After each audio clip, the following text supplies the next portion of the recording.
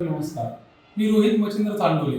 आपल्या मच्छिंद्रनाथ पंत मायंबा या यूट्यूब तसेच इंस्टाग्राम चॅनलद्वारे आपल्या सर्वांचे मनपूर्वक स्वागत करतो. आता सोमवारी पवित्र असा श्रावण मास सुरू होतोय. श्रावण मासानिमित्त सर्व नाथ भक्तांच्या मनात एक कुतूहल असते की आपल्याला नवनाथांचं पारायण करायचं. परंतु हे पारायण करण्याआधी बऱ्याच शंका मनामध्ये असतात. तर त्या सर्व गोष्टींबाबत व पारायण कसे करावे याबाबत आपण आज या व्हिडिओमध्ये माहिती घेणार आहोत. तर सर्वप्रथम श्रावणामध्ये तिथी वगैरे पाहण्याची काही गरज नसते. संपूर्ण श्रावण मासात आपण नवनाथ महाराजांचे पारायण केव्हाही करू शकतो. आता पारायण करायच्या पद्धती. पारायण हे जर आपण एक एक दिवस एक अध्याय वाचला तर त्याला म्हणतात चक्री पारायण. त्यानंतर सर्वात प्रचलित पद्धत आहे ती म्हणजे 9 दिवसांचे पारायण. आता या 9 दिवसांमध्ये कसं वाचन करावं, तर पहिल्या दिवशी 7 अध्याय, त्यानंतर 7व्या दिवसापर्यंत 6 अध्याय घ्यावे व इतर राहिलेल्या अध्याय बाकीच्या दिवशी वाचून मनोभावे वाचून पूर्ण करावे. त्यानंतर तिसरी पद्धत आहे 7 दिवसांची पद्धत. 7 दिवसांच्या पद्धतीमध्ये सुद्धा ग्रंथात दिलेल्या माहितीनुसार किंवा आपल्या पद्धतीने जसं आपल्याला वाचन जमल, प्रचलित पद्धतीप्रमाणे 6 दिवस अध्याय 6 अध्याय वाचावे आणि 7व्या दिवशी समाप्तीच्या दिवशी 4 अध्याय वाचून पारायणाची समाप्ती करावी. आणि हे सुद्धा जमत नसेल तर आपण विषम संख्येत म्हणजे 11 दिवसांचंही पारायण आपण करू शकतो. ज्यांना भक्तांना वाचणं जमत नाही, वाचायला खूप वेळ लागतो, बैठक जमत नाही, ते चक्री पारायण करू शकतात. 30 दिवस 30 अध्याय 40 अध्याय असल्यामुळे 30 दिवसात पूर्ण होत नाही, पण ठराविक दिवशी आपण 2 अध्याय 3 अध्याय वाचन करून 40 अध्यायांचं वाचन पूर्ण करू शकतो. आता आपण पुढील प्रश्नाकडे वळू. सुरुवात कशी करावी, ग्रंथ कुठला असावा, वाचण्यासाठी अनेक प्रकार आहेत त्यामध्ये सुद्धा. तर सर्वात आधी नाथपंथ हा खूप प्रचलित आणि पारंपरिक पद्धत आहे. त्याच्यामुळं जे माणूस धुंदी कवी यांचे रचित जो नवनाथ पारायण ग्रंथ आहे, संपूर्ण 706 ओव्या असलेला आणि 40 अध्याय पूर्ण असलेला ग्रंथच आपण प्रमाण म्हणून घ्यावा आणि त्याचेच वाचन करावे. वाचन करण्याच्या आधी ती सर्व जागा ज्या ठिकाणी आपण बसणार आहोत ती जागा स्वच्छ धुवून घ्यावी. सर्व जागा स्वच्छ करावी. त्या ठिकाणी गोमूत्र शिंपडावे. त्यानंतर तिथे चौरंग मांडावा. चौरंगावरती नाथ महाराजांची प्रतिमा असावी. त्यानंतर एक कलश घ्यावा. कलशावरती स्वस्तिक काढावं किंवा 4 उभ्या रेषा ओढाव्यात. त्यानंतर कलशात अर्धा कलश पाण्याने भरून त्यामध्ये हळदी, कुंकू आणि सुपारी टाकावी. त्यानंतर त्याच्यात नारळ ठेवावा. 5 विड्याची पानं ठेवून नारळ ठेवावा. अशा प्रकारे कलशाची मांडणी करावी. त्यानंतर गणपतीची प्रतिमा असेल म्हणजे गणपतीची मूर्ती असेल तर ती गणपतीची मूर्ती ठेवावी. कारण गणपतीला आपण प्रत्येक कार्यात मान देतो. आद्यमान प्रथम मान गणपतीला असतो. त्यामुळे गणपतीला मान द्यावा आणि 2 विड्याची पाने एकावर एक ठेवून त्याच्यावरती हळकुंड, सुपारी, खोबरं, गूळ ह्या वस्तू ठेवाव्या आणि नवनाथांना तिथे स्थान द्यावं. ते कशा प्रकारे 2 विड्याची पानं करून अशी 9 म्हणजे 2ची जोड्या करून पानं मांडावी 9. त्याच्यावरती 1 रुपयाचं नाणं किंवा 2 रुपयाचं नाणं ठेवून सुपारी त्यावरती ठेवावी. हे झालं नवनाथांचं स्थान. कलशाचं स्थान झालं, फोटोचं स्थान झालं, नवनाथांचं स्थान झालं, गणपतीचं झालं. त्यानंतर त्या शेजारी समई असावी. समई तेलाची असावी. शक्यतो तेलाचं असं आहे की तिळाचं तेल वापरावं. आता हे सगळं करण्याआधी प्रारंभ कसा करावा ते मी आपल्याला सांगतो. सर्वात आधी त्या दिवशी शुचिर्भूत व्हावं म्हणजे आपल्या स्नान वगैरे स्नानादी कर्म सगळे आटोपल्यानंतर घरच्यांच्या मोठ्यांचा आशीर्वाद घ्यावा पाया वगैरे करून. त्यानंतर ती सर्व जागा आम्ही सांगितल्याप्रमाणे गोमूत्राने शिंपडून शुचिर्भूत करावी. शुचिर्भूत म्हणजे काय, गोमूत्र टाकलं म्हणजे शुद्धता होते. आणि पारायण काळात ब्रह्मचर्य पाळावं. कारण ते पाळल्याने आपल्याला जी सात्विकता मिळणार आहे त्या ग्रंथ पारायणाच्या याने आणि जे फलित होणार आहे ते आपल्याला नक्कीच मिळतं. त्यानंतर याआधी मी सांगितल्याप्रमाणे मांडणी सगळी झाली केल्यानंतर एक तामण घ्यावं. आणि पाणीही आपल्या जवळ ठेवावं. सर्वात आधी ही मांडणी झाल्यानंतर सर्वप्रथम मान द्यावा तुपाच्या दिव्याला.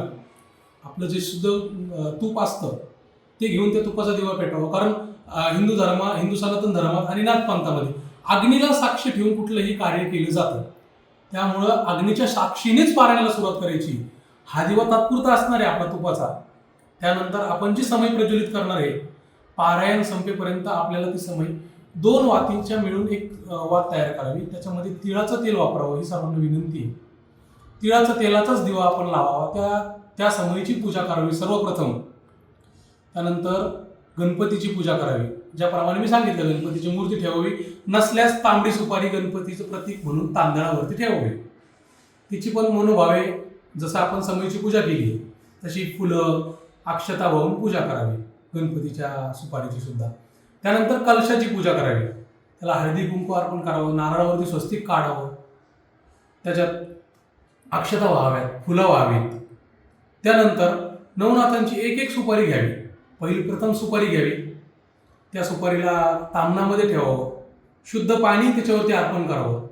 आणि ते करत असताना नवनाथांच्या 9 नवनाथ जे आहेत त्यांचा जप करावा. उदाहरणार्थ मी तुम्हाला 2 जप सांगतो. पहिली सुपारी घेतल्यानंतर ती तामणात ठेवावी आणि शुद्ध पाण्याने तिला अभिषेक करत ओम चैतन्य मच्छिंद्रनाथाय नमः असं म्हणून पाणी घालून झाल्यानंतर पंचामृत घ्यावं. पंचामृताने सुद्धा अभिषेक घालावा. तोच मंत्र जप मनोभावे पूर्ण करावा. ओम चैतन्य मच्छिंद्रनाथाय नमः.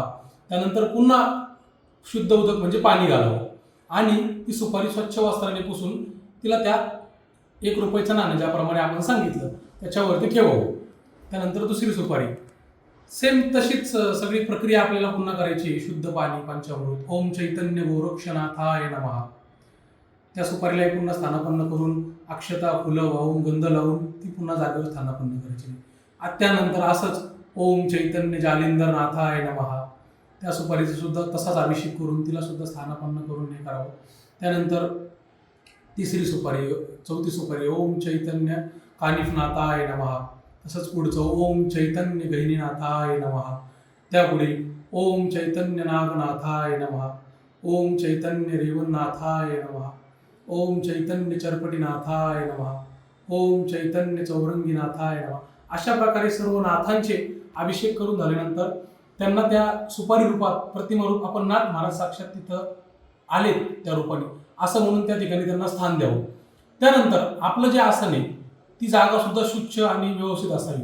बसण्यासाठी आसन का वापरावे? आसनाला अनन्यसाधारण महत्त्व आहे. ती वाचताना जी ऊर्जा आपल्या शरीरात प्रवेश करते ती आसनामुळे स्थिर राहते. आणि आसन हे आपलं स्वतःचं वैयक्तिक असावं आपलं आसन. त्यानंतर नाथ महाराजांना सुद्धा एक आसन मांडायचं आहे आपल्याला.